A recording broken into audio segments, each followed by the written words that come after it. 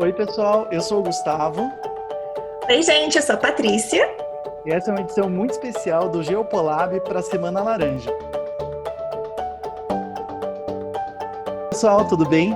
Estou muito feliz de estar aqui hoje com vocês de novo durante esse nosso evento, né, que a gente está organizando aqui no Redes de Poder, da Semana Laranja, uma semana em que a gente vai dedicar as nossas discussões sobre geopolítica, segurança internacional, política internacional, para que a gente possa debater a questão da violência contra as mulheres, a situação das diversas violências de gênero, né? E hoje eu tenho o prazer de receber aqui conosco, né? Vocês sabem que as nossos vídeos da semana estão todos estrelados, né?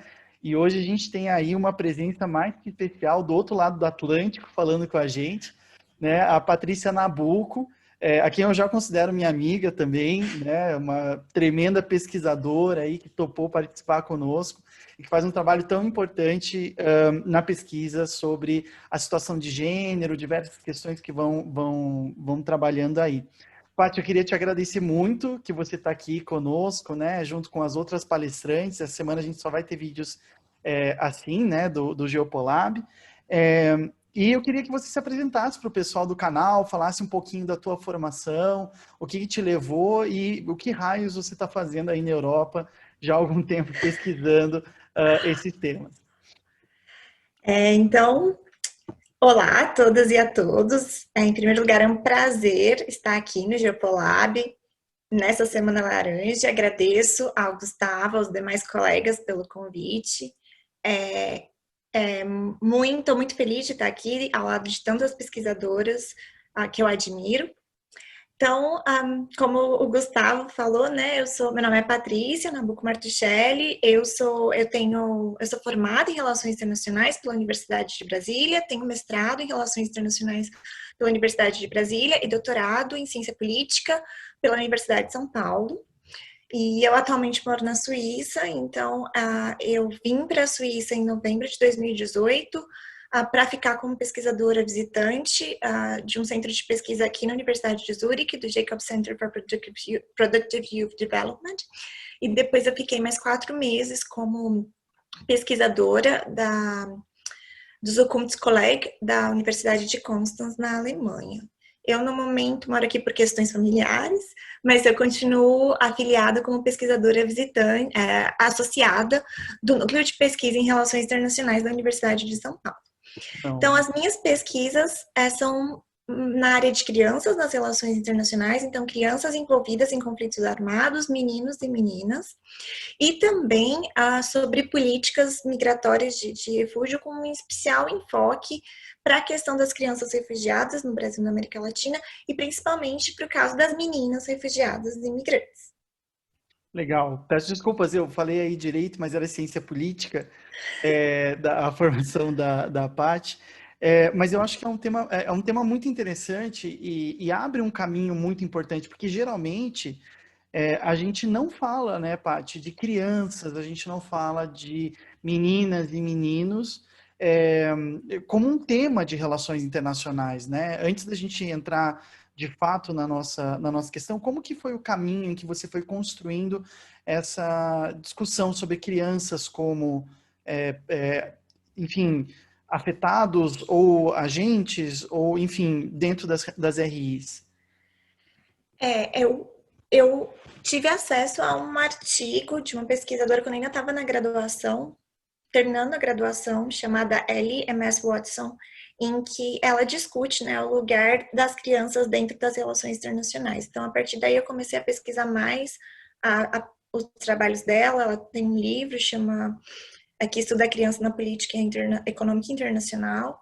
Depois, eu tive acesso a uma outra pesquisadora, chamada Helen Blockhurst, que estuda as crianças, né, na segurança internacional e nas relações internacionais, e a partir daí eu tive contato com uma série de outros estudos que vêm surgindo, principalmente de 2005 para cá, nos últimos 15 anos, que Uhum. tem dialogado com a área de estudos da infância, que também faz um diálogo interdisciplinar com antropologia da infância, sociologia da infância, filosofia da infância, e que tem discutido esses temas de meninas na política internacional, o uso da imagem das crianças, por exemplo, para justificar intervenções internacionais, o papel das crianças em conflitos armados, das meninas e dos meninos, crianças migrantes, crianças que são nascidas da guerra por situações de violência sexual e tráfico, obviamente, internacional de crianças, mas sempre tendo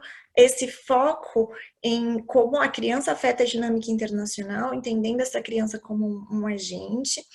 E inclusive, tem uma área específica de estudos das meninas, que é interdisciplinar por natureza e que também tem pesquisadoras no campo das relações internacionais que têm engajado nessa discussão e trazido esses debates, esses temas para discussão.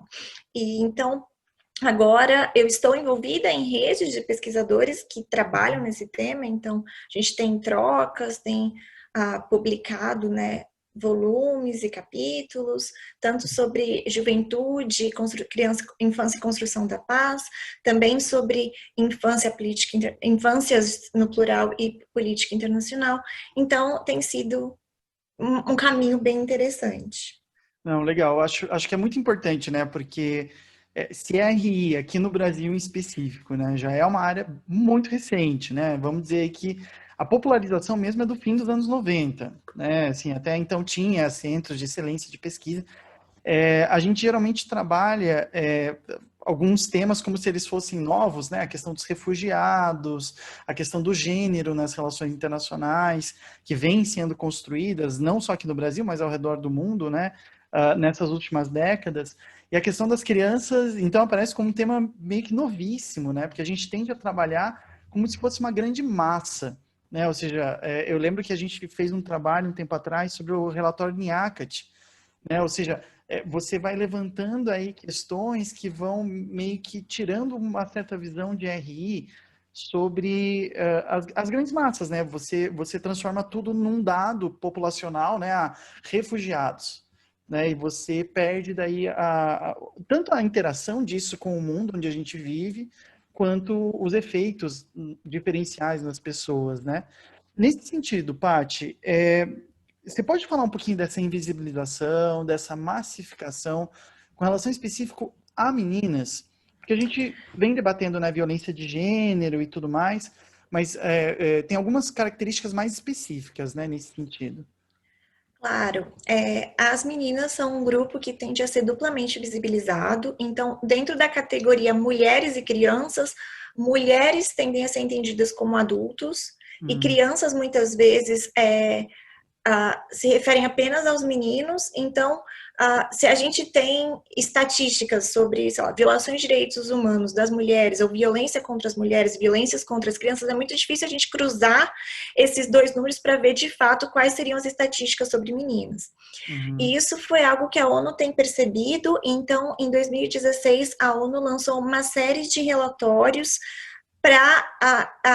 para visibilizar essas meninas. É importante da gente ter dados e estatísticas sobre essas meninas, e a gente tem observado agora. Então, por exemplo, o último relatório agora do Alto Comissariado das Nações Unidas para Refugiados, que traz dados de refúgio e migração forçada no mundo, Global Trends, a primeira vez que ele coloca dados separados por faixa etária e sexo. Então, a gente começa a ter dados das meninas aparecendo, e as meninas, elas acabam tendo, né, essa interseccionalidade de serem do sexo feminino, e muitas vezes do gênero feminino também, além do sexo, e serem menores de idade, né, crianças, o que leva a uma série de violações de direitos, inclusive falta de espaços de participação.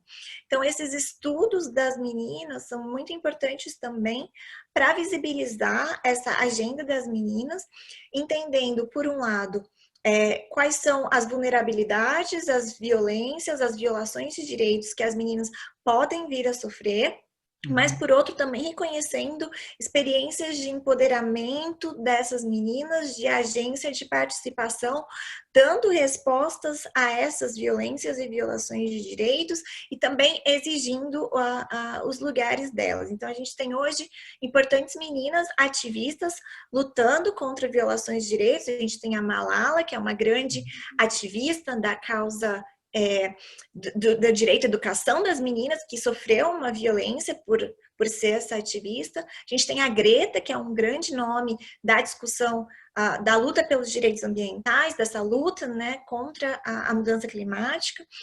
E a gente vê que muitas vezes o tipo de discurso, o tipo de confronto que essas meninas ativistas recebem é exatamente pelo fato de elas serem apenas meninas. Uhum. Uhum. Então, essa invisibilidade é algo também que coloca essas meninas numa maior violação de direitos, porque quando a gente fala de violência contra a mulher, muitas vezes a gente está falando também de violências que começaram quando essa mulher ainda era uma criança, quando era uma menina, então violências cíclicas. O casamento infantil é uma violência que acontece com crianças, mas principalmente com meninas. A mutilação genital feminina, que Uhum. acontece na maior parte das vezes quando essas mulheres são meninas e que tem consequências para o resto da vida dessas mulheres. A dificuldade do acesso à educação em muitas localidades, que as meninas acabam sendo mais prejudicadas que os meninos, e isso tem consequências para a vida dessas meninas e mulheres anos para frente, Uhum. incluindo a maior probabilidade de viver em situações de abuso, de ter relacionamentos abusivos, de viver em situações de vulnerabilidade, maior risco, né, de mortalidade infantil, mortalidade materna e por aí vai. Então, muitas das violências contra mulheres que a gente fala hoje, elas são cíclicas e começam a acontecer quando essa mulher ainda é uma menina. Então, isso tem que ser visibilizado também nessas discussões sobre violência contra a mulher. Não, acho muito interessante todas essas questões que você está colocando. A gente conversou também com a professora Heloísa Câmara, do Direito aqui da Universidade Federal do Paraná, sobre autoritarismo, constitucionalismo e feminismo, né? Ou feminismos, né? E ela falou justamente dessa coisa da massificação, ou enfim, a gente, no final do papo, a gente estava falando da necessidade de institucionalizar algumas coisas também. Porque quando você, como você fala, né, quando aparece como dado a idade, o gênero, o sexo biológico, enfim, dessas crianças envolvidas, que a gente consegue propor na prática políticas públicas, que a gente consegue propor soluções para situações como campos de refugiado e tudo mais, em específico, em que a vida da pessoa já está muito precária, né? Já está numa situação completamente instável e que, enfim, soma-se a isso várias questões com relação à idade, ao gênero, todas essas camadas, né, que você está colocando. Com relação a essa precariedade em específico, a situação das meninas que migram, como que a gente pode encarar isso? Por que que se torna relevante debater esse tema? Como que você encara essa situação que já é periclitante pela questão da migração e do refúgio, né, muitas vezes, mas que vai se somar aí uma série de outras questões também. A própria decisão de migrar, ela já demonstra, né, uma série de desigualdades de gênero que existem, e na própria migração, no processo migratório, na jornada, também uma série de desigualdades de gênero acontece. Hum. Então, por exemplo, há crianças que migram para fugir de situações de abuso, não só meninas, também meninos, principalmente meninas e meninos LGBTI, que Uhum. quando vem, né, de sociedades ou de famílias em que a família pode ser mesmo um agente perseguidor ou a própria comunidade, então essa criança toma a decisão de sair. Mas muitas vezes uma família, em algumas situações, então tem alguns relatórios que mostram que na Síria, Uhum. famílias que tinham filhos e filhas, é, apostavam no menino para fazer o percurso migratório, porque eles sabiam que o percurso migratório é difícil, os riscos de violação de abuso de abuso sexual muito altos. Então, optavam por o menino fazer o projeto migratório e, para garantir a sobrevivência da família e da menina, casar essa menina. Ou seja, taxas de aumento do casamento infantil. E, de fato, as meninas, elas são mais vulneráveis ao tráfico internacional de pessoas. Então, a maior parte das pessoas, das sobreviventes de tráfico de pessoas, são mulheres e as meninas têm um risco maior. Então, por isso que a gente vê que a maior parte dos menores desacompanhados, as crianças que migram sozinhas e que chegam na Europa e nos Estados Unidos, são meninos, porque a jornada é tão difícil, tão perigosa, envolve tantos riscos, e o risco de abuso sexual é muito alto, que muitas vezes as famílias têm medo de mandar as meninas e acabam utilizando nessas outras estratégias, principalmente o casamento, como forma de garantir a estratégia da sobrevivência dessas meninas e das famílias. Mas a gente observa um aumento da migração de meninas também, principalmente quando elas têm que fugir de situações de abuso dentro de casa e situações, né, de conflito grave, generalizada, violações de direitos humanos. Especialmente as meninas que migram sozinhas, há uma grande proporção, a maior parte delas acabam sendo sobreviventes de violência sexual baseada no gênero durante o percurso. Entendi. Então, é muito importante entender como sociedades patriarcais e machistas que já levam a essas desigualdades forçam as meninas a uma situação mais difícil, que pode, por um lado, expô-las a uma migração forçada, mas, por outro lado, impedir que elas façam essa migração exatamente pelos riscos envolvidos no trajeto e em todo o processo. E colocando outros riscos, né? Porque o aumento da taxa de casamentos infantis, por exemplo, como você citou, deve ser contrastado também com um provável aumento. Eu estou apostando aqui, mas estou imaginando que, dependendo como a gente viu no Brasil, como a gente viu na Europa, em várias outras situações, uma questão de violência doméstica também, né? Como elas passam a sofrer cada vez mais. Com relação a isso, a gente viu isso crescer agora no momento de Covid, né, de pandemia que a gente está vivendo. E eu queria te perguntar justamente isso, assim, devido a essa situação pandêmica que a gente está vivendo, né, quais são algumas questões que vão surgindo aí no meio do caminho com relação a essa situação? Sem dúvida nenhuma. Então, a gente já tem essas violências cíclicas contra as meninas que vão acompanhar mulheres para o resto da vida. Então, há uma maior probabilidade de que o casamento infantil leve a relacionamentos abusivos e à violência doméstica dentro de casa, sem sombra nenhuma. E no contexto de uma pandemia, principalmente em contextos em que as escolas estão fechadas, a gente tem dois riscos muito grandes, especialmente pensando nas meninas.